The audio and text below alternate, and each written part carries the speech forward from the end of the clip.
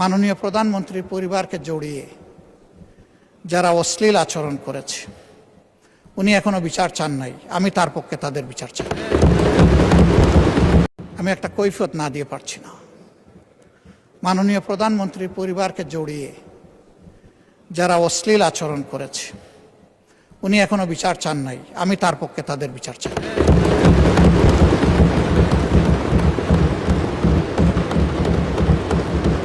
ওনার মেয়ে, আল্লাহ তাআলা আমাকেও 2টা মেয়ে সন্তান দান করেছেন। আমার মেয়ে, ওনার মেয়ের সম্মান মানে আমার মেয়েরও সম্মান, মানে আমাদের মেয়েরও সম্মান।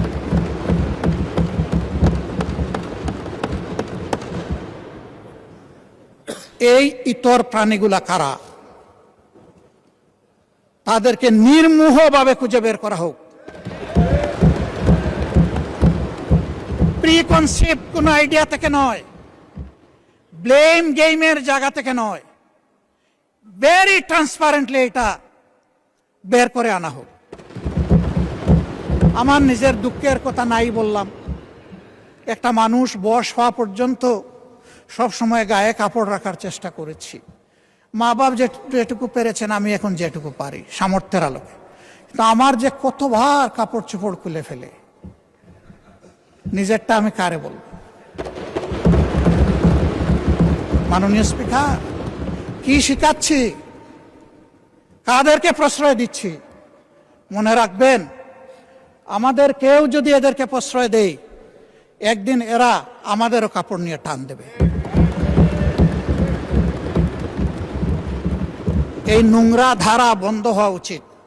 এর অস্ত্র সরকারের হাতে। আমরা সরকারকে পূর্ণ সহযোগিতা করব। সকল টেকনোলজি কাজে লাগিয়ে প্রথমত বলবো যে এই নোংরামি বন্ধ করার পথ বাহির করুন, গোলটা ফিল্টার করে আউট করুন। তারপরে বলবো ইনসিডেন্টালি ওর অ্যাক্সিডেন্টালি কিছু হয়ে গেলে সেইটার কঠোর ব্যবস্থা নেই।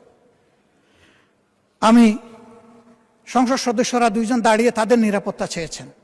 আমি খুশি হতাম তারা যদি বলতেন আমরা আমাদের নিরাপত্তা চাই না, আমরা 20 কোটি মানুষের নিরাপত্তা চাই। আমি বলবো আমরা 20 কোটি মানুষের নিরাপত্তা চাই।